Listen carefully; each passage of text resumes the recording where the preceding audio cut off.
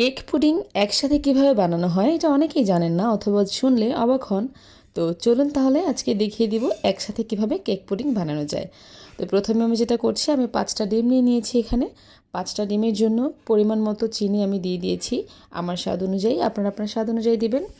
তো চিনিটা ডিমের সাথে ভালোভাবে ফেটিয়ে নিতে হবে। ডিমটা কিন্তু ফোম করা যাবে না। এটা আমি পুডিংয়ের ব্যাটারটা রেডি করছি। পরিমাণ মতো দুধ দিয়ে দিয়েছি, আমি আন্দাজ মতোই দিয়েছি। আপনারা আপনার আন্দাজ মতো দিবেন। তো এইটা ভালোভাবে মিশিয়ে নিব। ফোম করা যাবে না কিন্তু, বলে দিলাম। এরপরে যেটা করছি, ক্যারামেল তৈরি করছি। ক্যারামেল তৈরির জন্য পাত্রটা আমি চুলায় বসিয়ে দিয়েছি। চুলার আঁচটা একদমই লো হিটে থাকবে। অপেক্ষা করতে থাকবো চিনিগুলো গলা পর্যন্ত। চিনিগুলো গলে গেলে, হালকা ব্রাউন কালার হয়ে গেলে এরপর চুলা থেকে নামিয়ে নিব। আমার ক্যারামেলটা পুরোপুরি রেডি। আমি এই কালারটাই রাখতে চাচ্ছিলাম। এটা একদমই সেট হয়ে গেছে, শক্ত হয়ে গেছে। পুডিংয়ের ব্যাটার আমার রেডি। এখন কেকের ব্যাটারটা তৈরি করব। এখানে 2টা ডিম নিয়ে নিয়েছি। আমি 5টা ডিমের পুডিং এবং 2টা ডিমের কেক বানাচ্ছি। তো ডিমের সাথে চিনি মিশিয়ে নিয়েছি। এখন এটাকে চিনি আর ডিমটাকে ভালোভাবে বিট করে নিব বিটার দিয়ে।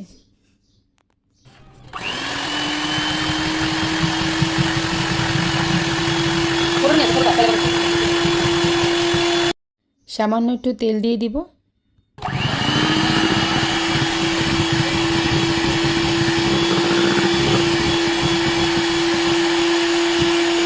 এখন শুকনো উপকরণগুলোকে একসাথে মিশিয়ে নিয়েছি।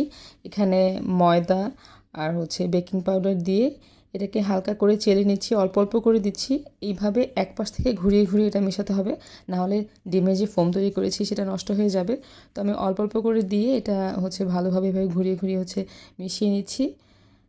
তো আমার ব্যাটারটা রেডি হয়ে গেছে। ক্যারামেলের মধ্যে অলরেডি পুডিংয়ের ব্যাটার দিয়ে দিয়েছি এবং পুডিংয়ের ব্যাটারের উপরে এখন কেকের ব্যাটারটা দিয়ে দিচ্ছি এবং অদ্ভুতভাবে এই কেকের ব্যাটারটা পুডিংয়ের ব্যাটারের উপরে কিন্তু ভেসে থাকে। এরপর চুলায় একটা প্যান বসিয়ে এটার মধ্যে আমি হালকা পানি দিয়েছি আর এইভাবে একটা স্ট্যান্ড বসিয়ে নিয়েছি। তারপরে এর মধ্যে আমি কেক পুডিংটা বসিয়ে দিলাম। এরপরে একটা ঢাকনা দিয়ে ভালোভাবে ঢেকে দিব আর অপেক্ষা করব 40 থেকে 45 মিনিট পর্যন্ত। এরই মধ্যে হয়ে যাবে ইনশাল্লাহ। তো আমার কেক পুডিংটা একদমই রেডি হয়ে গেছে। এটা এখন চেক করে নিচ্ছি এটা হয়েছে কিনা। একটা চামচ দিয়ে ভালোভাবে চেক করে নিচ্ছি এটা হয়েছে কিনা। এটা একদম পারফেক্টলি কুক হয়ে গেছে। নামিয়ে নিয়েছি। নামানোর পরে দেখবেন কেকটা একটু হালকা করে ছেড়ে আসতেছে প্যান থেকে। ঠান্ডা হয়ে গেলে তারপর আমি এটা মোল্ড আউট করব, কারণ দুইটাই এখন গরম। তো আমার কেক পুডিংটা ঠান্ডা হয়ে গেছে। এখন এটা আমি মোল্ড আউট করে নিচ্ছি। দেখা যায় কি অবস্থা। তো এই সময় একটু ভয় লাগে যদি ভেঙে যায়।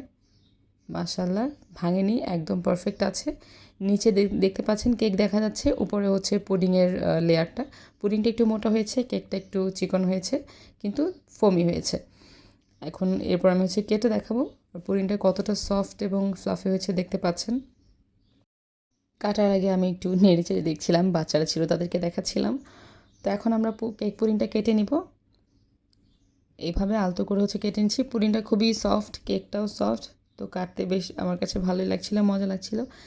এই কেক পুডিংটা কেটে ফেলেছি। এই যে কেকের লেয়ার পুডিংয়ের লেয়ারটা আলাদাভাবে বোঝা যাচ্ছে। সো রেসিপি কেমন লেগেছে জানাবেন কমেন্ট করে। ভালো লাগলে লাইক কমেন্ট শেয়ার করে পাশে থাকবেন অ্যান্ড বাসায় ট্রাই করবেন। ভালো থাকবেন সবাই।